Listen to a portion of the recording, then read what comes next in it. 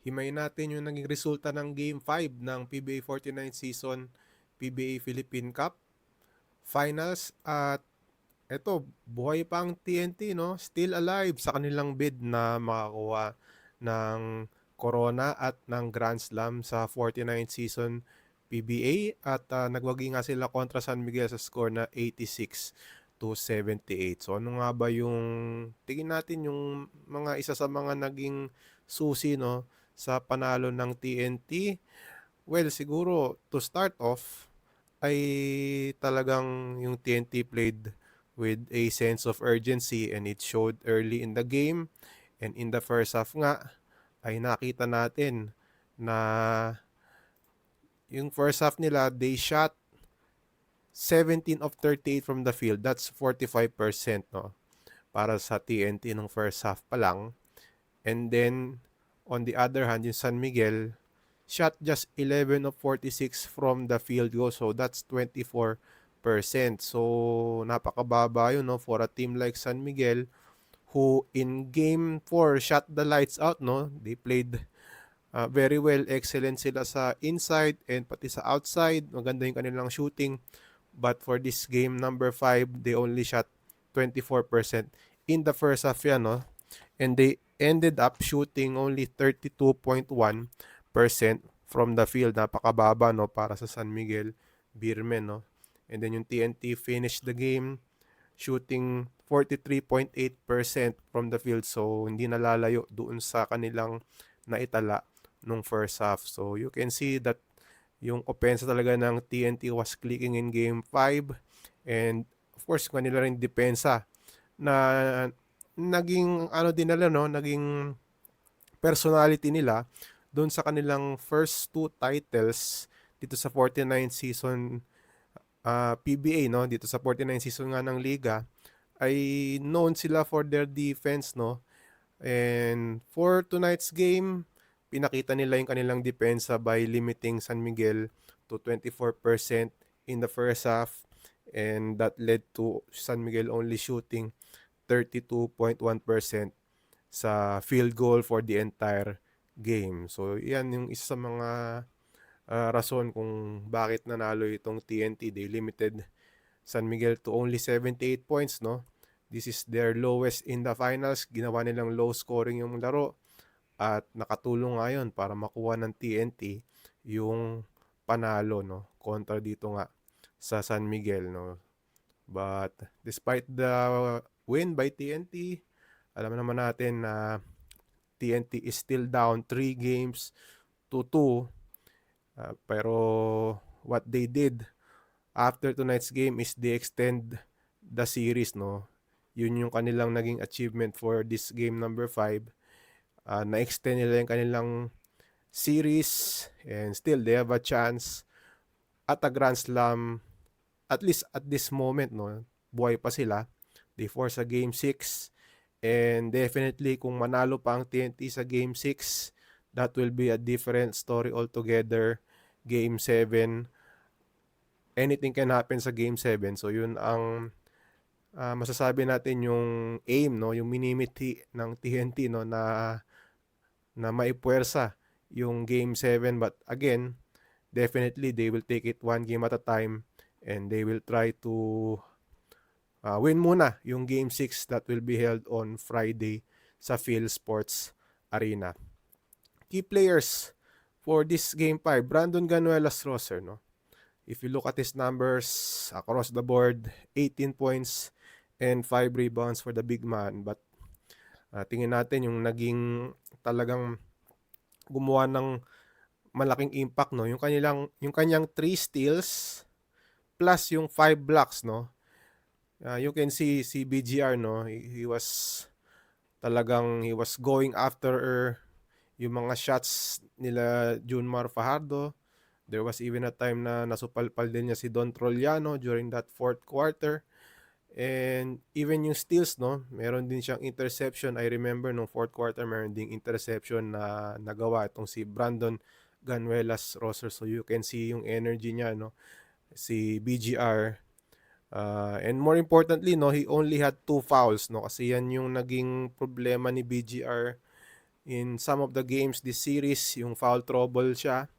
But in this game, only 2 fouls. Actually, si Junmar Fajardo pa nga yung in foul trouble. He had 4 fouls. Even si Mota Otua had 4 fouls. So, BGR doing a good job of staying in the game. At isa yun sa mga dahilan kung bakit nanalo yung TNT. And moving forward, yun din ang magiging kailangan gawin ni BGR, no, to stay in the game and avoid yung mga foul troubles, lalo na madaming injured, no, sa TNT, especially now that we learned kanina na si Poy Eram will no longer play in this final series. He is out for the entire finals due to a meniscus tear sa kanyang kaliwang tuhod, no, left knee. And dahil nga dyan, ay hindi na siya makakalaro, no? He sustained that injury in Game 4 nung pinilit niyang ilaro yung kanyang right ankle, no, na may sprain. But after that, or in the third quarter of that Game 4, na-injured naman yung kanyang left knee, no? And after an MRI daw, kanina or moments before Game 5 ay napag-alaman na meron siyang meniscus tear sa kanyang left knee. So, kailangan talaga yung presence ni BGR for this series moving forward. Also playing well for TNT was Kelly Williams, who had 14 points and 7 rebounds. And Kelly Williams also did a good job of staying in the game. Nagkaroon din siya ng mga foul troubles during their past defeats. But he only had 2 fouls. At itong si Kelly Williams, talagang at this point of the series, may lisensya siya to shoot from the outside.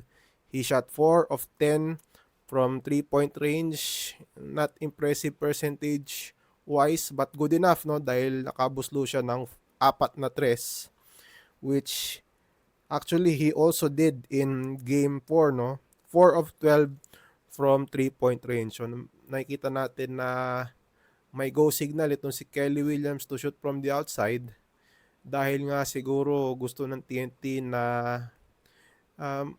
itong si Junmar Fajardo ay in a way, no, lumabas sa paint para dahil nga threat itong si Kelly Williams from the outside, gusto nila na si Junmar Fajardo,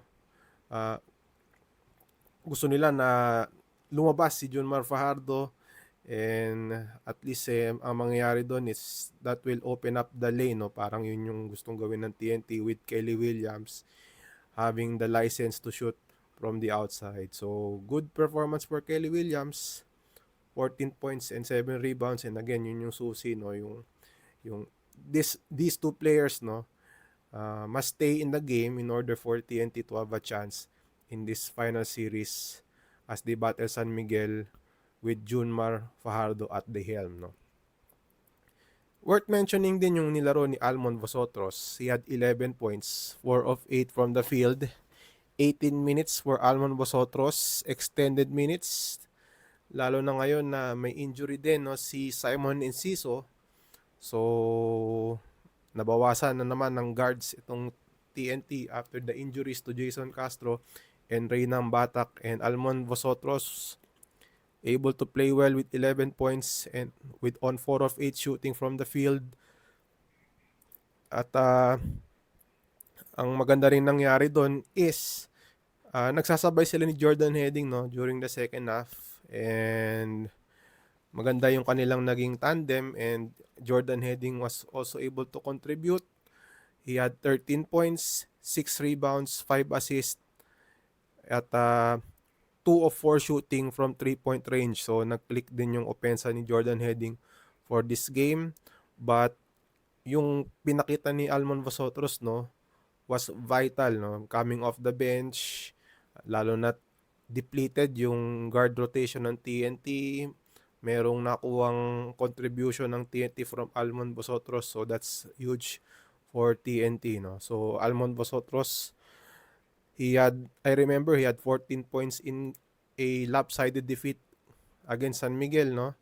But finally, after playing well in Game 5, ay yung performance ni Almon Vosotros led to a victory for TNT. And then let's talk about also yung rebounds ng bawat kupunan, no? TNT out-rebounded San Miguel by just 1 at the end of the game. But in the first quarter, TNT had 16 rebounds, San Miguel had 8. So, dun pa lang siguro isang proof na rin yun na itong TNT had the desire to extend the series. At ayun nga, it paid off, no? After that 16-8 advantage in rebounds, ay in a way, no, doon na rin nag-set ng tone. That set the tone for TNT for the entire match, no? And then, isa rin sigurong worth mentioning nung fourth quarter, no? Where TNT, for the first time, outscored San Miguel in the fourth quarter in this series, 27-25. But ang worth mentioning, no, yung first few minutes ng San Miguel, or sorry, ng TNT, where they had an 18-0 run, no? Kung hindi tayo nagkakamali, no? No, sorry, 18-2 run, no? To start the fourth quarter. At dahil nga doon ay nakalayo itong TNT, they led by as many as 18 points in that fourth quarter at napilitan itong San Miguel to play catch up during that fourth quarter, and eventually, no, that was enough for TNT to pick up an 8-point victory against San Miguel. So now let's listen to TNT coach Chot Reyes, yung kanyang mga statements after that victory over San Miguel, na nabanggit nga niya, no, yung desire ng TNT and his players to extend this series to, and at least yung buhay pa yung kanilang pag-asa na makuha yung kampyonato. So let's listen into TNT coach Chot Reyes. I saw a lot of fight and Well, ayusin muna natin, no, at technical issue rito. But again, we will listen in to Coach Chot Reyes, no. Ayusin lang natin. At eto na po. I saw a lot of fight and just an unwillingness to give up.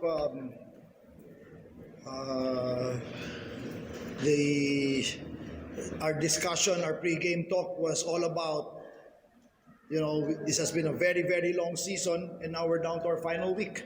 And I said, let's make this the best week. We'll just fight as hard as we can and we'll see what happens. And luckily, I could see in yesterday's practice and today in the body language and in the eyes of our players that they were just not willing to give up. And we've said that all year. Like as long as we show up, we don't give up. We give ourselves a chance. So we were lucky that we were able to hold San Miguel down to below 80 points in this game. Alright, that was Coach Chot Reyes of TNT. Nabanggit nga niya yung kagustuhan ng TNT, no, to extend this series into a Game 6. So again, we will have a Game 6, no, on Friday. That will be at the Phil Sports Arena. And even in Game 7, no, if there will be a Game 7, it will be played at the Phil Sports Arena on Sunday. So stay tuned for those games kung mag-Game 7 tayo. But of course, abangan muna natin yung Game 6 where TNT will try to tie the series. And another chance for San Miguel to capture that title sa Game 6. And definitely, ayaw na ng San Miguel ng Game 7 because baka mag-iba na yung ihip ng hangin by that time. So, San Miguel definitely will be going all out to win that Game 6 and become the champions of the 49th season Philippine Cup. Okay, dyan na po nagtatapos yung ating recap ng Game 5. Ako po si Ruben Terrado. And again, consider subscribing to our YouTube channel and read our stories sa spin.ph. Marami po tayong articles dyan with regards to Game 5, and definitely we will be there to cover Game 6, and we will have another recap for you shortly after the game, no? Regardless of who wins, whether it's TNT or San Miguel. Okay, dyan na po nagtatapos yung ating video, and stay safe po, no, kung saan man kayo. Masama po yung panahon, especially dito sa Metro Manila, and I hope everybody is safe. Mag-ingat po tayong lahat, and have a great day, and we will see you next time.